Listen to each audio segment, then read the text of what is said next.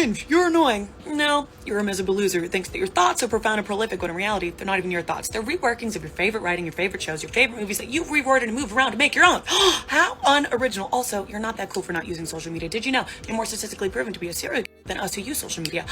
Did I offend you, Mini Dahmer? I am so sorry. Stop projecting. Look in the mirror. Ask yourself, what could I do to be better before commenting fat slut under someone's post? Okay?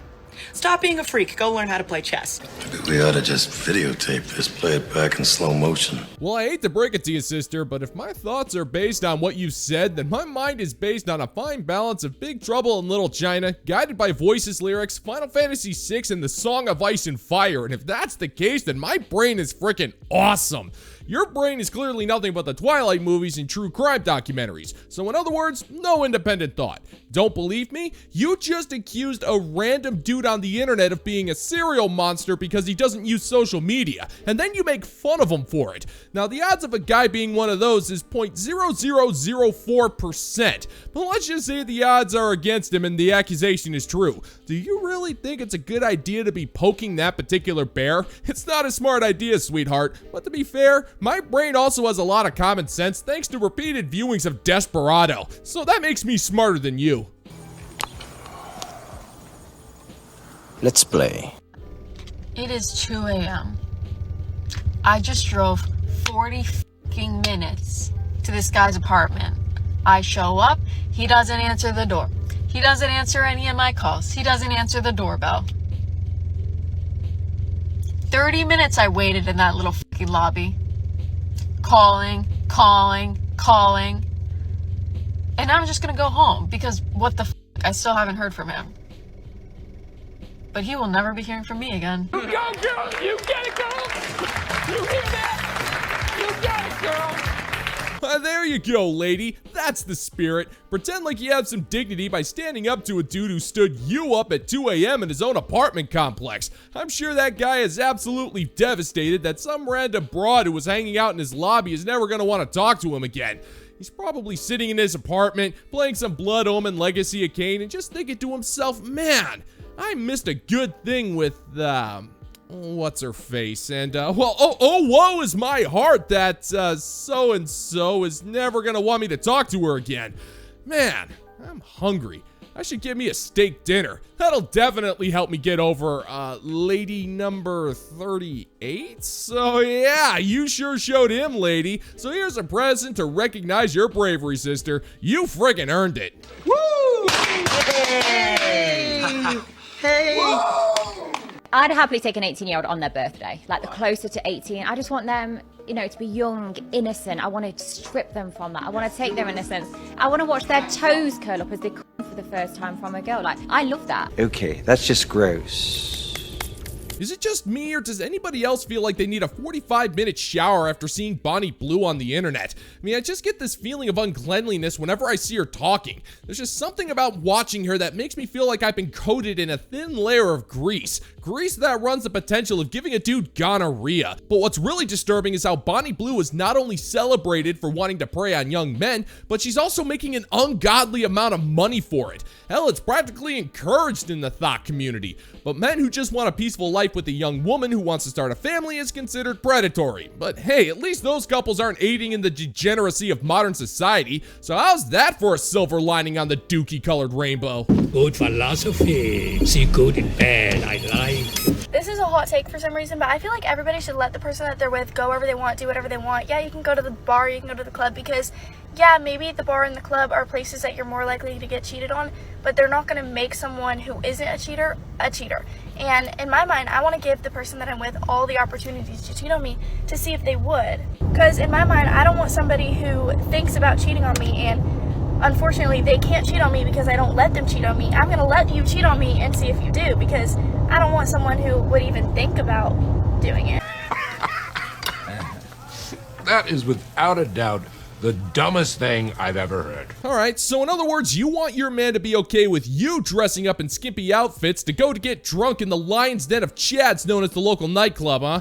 Well, here's the thing you need to understand about loyalty, sweetheart. Men and women who genuinely care for each other's feelings aren't going to be interested in going to a place where the music is loud and annoying, random people are grinding up against each other like a 2000 Skinamax movie, and the drinks are so overpriced they practically require a bank loan to purchase. But wanting to go to one of those places is a sign of disloyalty in the first place. But hey, if you need to disrespect your man by getting drunk with your girly pop besties at a place that's notorious for cheating, then you're doing that guy a favor because he knows the woman in his life isn't worth his time, energy, or money. And like, I'm not your mom, I'm not a mommy, so I'm not gonna go and train a boy not to cheat on me. I'm gonna let them, and then if they do, I'm just never gonna speak to them again.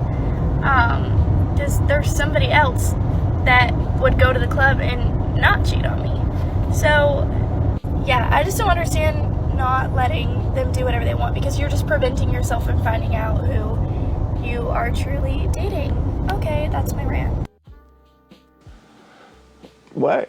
I hate to break it to you, sister, but just because you're dating a guy, it doesn't mean that you're a couple. And because you're not a couple, he is not cheating on you. And if you need that guy to go to a club and pork another chick to find that out, then it's obvious that you never trusted him in the first place. But that's besides the point. The more important thing is you're driving. You're driving a car while talking about this absolutely bonkers scenario. You're risking your life and safety and the safety of other drivers to record cringe for the internet. And it's all for a message that is of such minor importance that wondering if you have treatments for minor jock it takes a rank higher. And if you're that dumb, then you got bigger problems than whether or not the dude you porked 5 times is porking someone else. But hey, you can always blame him when you crash your car. Doesn't sound like it would be the first time. I always said women are bad drivers. This is only going to offend insecure men. But isn't it wild that the majority of other species, the males, compete for the female attention and the opportunity, the luck, the blessing to mate with them? But in the human species, we have men on the internet crying about being lonely, and then blaming women because they won't look at them. There are some animals, some species of birds or types of birds. Am I saying that correctly? I don't know. But birds that will put on full shows and compete for the female's attention. There are other species of animals that will literally fight to the death to get a woman's attention. But I have an incel in my comments telling me how it's my fault that he can't get a date. Just, oh my god, bunch of fucking losers. I can't. Speak for yourself, moron. Oh my god, that is funny! Well, you're forgetting a key factor in your argument there, sister. Men are not going through all of that work for a woman who's so smug she completely disregards a major aspect of biology. The males will only compete for females that are worth competing over, and they do it because they want to reproduce and create offspring, not because they want to be with an animal who's so run through that their sloppy porthole of rotten gravy has a for rent sign posted above it. We're not competing over you because there's nothing worth competing over. And the best part is that self-respecting men know this. Hell, I slept through the majority of my biology classes back in the day, and even I know this. And if I can somehow get a B+ in Bio 101 despite that being the case, then what does that say about you, woman? Well, it says nothing. Unlike the fine members of the bounty board who are the pinnacle of human decency, and their generosity knows no bounds, and their support is the stuff of legend. So here's to you, bounty board. All hail! If you're interested in supporting the channel, check out the bounty board over on Patreon, where $5 a month gets you access to exclusive content you're not going to find on YouTube. The link's in the pinned comment down below if you want to check it out.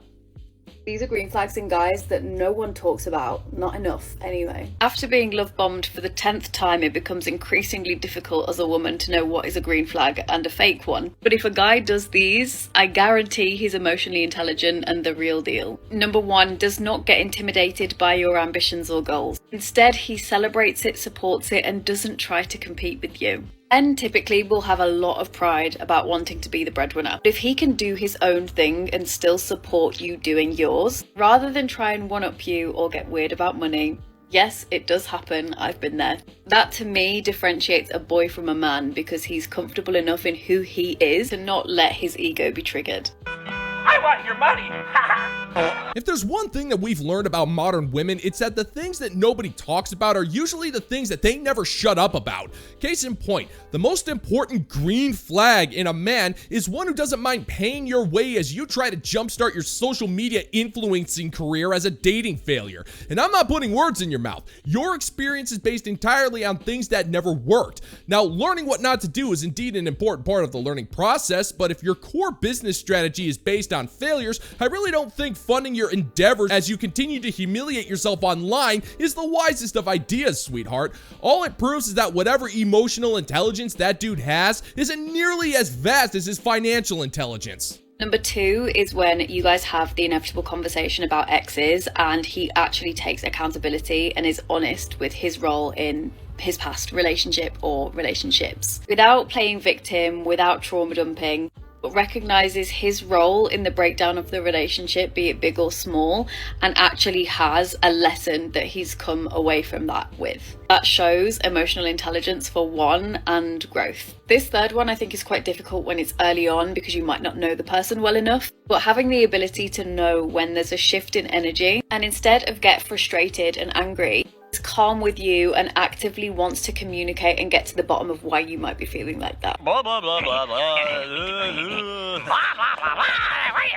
Hey lady, I don't think it's a smart idea to say that a man must take accountability for a breakup when you open this video by blaming every single man you've been with of love bombing.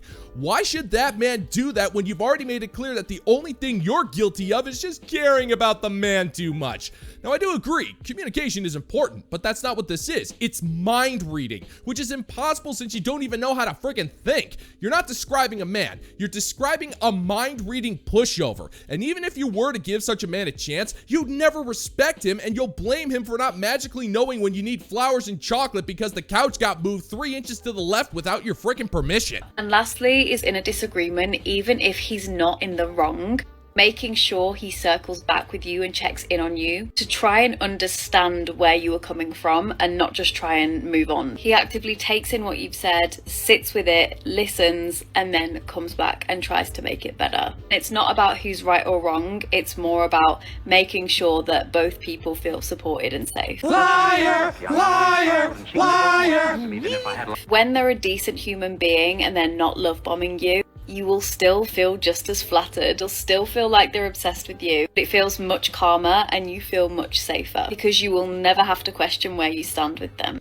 Wrong. That's wrong. It's kind of funny how modern women have taken a number of words in the English language and completely rendered them worthless. Words like dating, relationship, and cooking a meal have no meaning anymore. And there's no other word that proves this point quite like the word safe. It implies that if you don't feel safe, it's because the man is dangerous. And the reason why he's so dangerous is because you start up petty arguments when you know you're wrong, but he's still required to double back and give you sympathy for being emotionally unhinged. If anybody should be doubling back to check in, it should be you for starting up such a needless argument. But no, it's the man's job to do everything while you feel free to act out as much as you want. So you're 0 for 3 on actual green flags, sister. Maybe you should go fail in another relationship and try again. Shouldn't be that hard for you.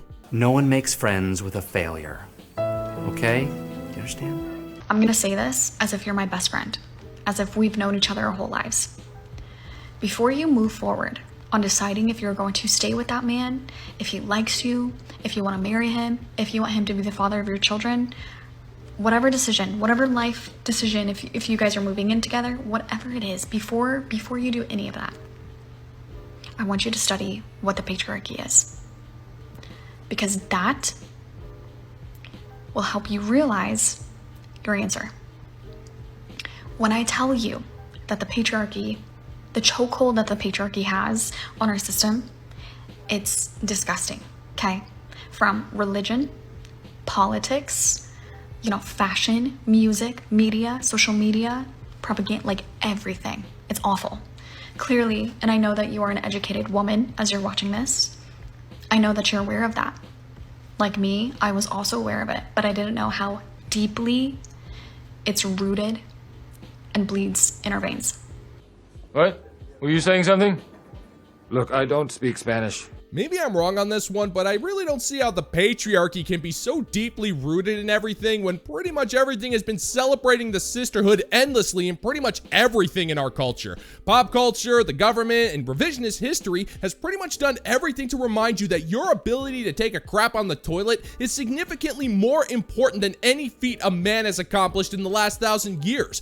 The patriarchy is just a MacGuffin excuse that you use every single time you fail in life. Anytime something goes wrong, it can never be your fault. It's friggin' imaginary. I mean, think about it, sister. If the patriarchy is truly keeping you down, then why would this all-powerful, all-knowing, oppressive force allow you to speak out against it on social media? It sounds to me like if you did that, it would drop the ban hammer on you and sick the hounds with bees in their mouths, so when they bark at you, they shoot bees. But that's not the case, pretty much because, like your dignity, the patriarchy doesn't exist. My entire life, my sweet grandma, she would always tell me to never settle. And I would always keep that in the back of my head growing up, but I never truly realized what it meant until I started studying what the patriarchy is and how deeply it runs in our system. So I say that because when you start to realize that you were born into a system that was never built or designed for you as a woman, that is when you will never settle again. And that is when you are going to be able to 10x, 100x your standards, because you will realize that you were never meant to prove your worth, your value, and you are allowed to ask for more. Okay, I love you. Thank you for coming to my TED Talk. Ooh, yeah. I'm gonna have to go ahead and sort of disagree with you there. Well, there's your problem, sister. You are not asking for more. You are demanding everything. You want a rich man who will provide you with a life where you don't have to work, he never asks for sex, and has no problem with your entitled demeanor. You live in a system which caters to every aspect of your existence. Divorce laws favor you. You're exempt from military conscription, and every aspect of your existence is celebrated. But apparently that's not good enough for you because men aren't lining up to break out their wallets. So you conjure up this excuse because of crap that happened literally over a century ago, and you deserve another man's time, energy, and money. But that has nothing to do with the patriarchy. That has everything to do with you feeling like you shouldn't have to prove your worth to a man, which I can assure you, sister, that's the one thing that you absolutely have to do. If you expect a man to protect and provide for you, you damn well better be bringing something more than just tired political talking points and your inability to grab a slice of bread without completely screwing it up.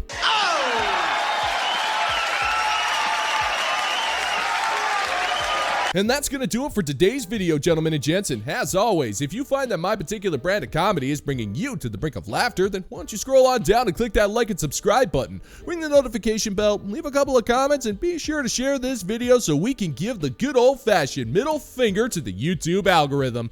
Thank you once again for checking out the new video, gentlemen and gents, and until next time, peace out, homies.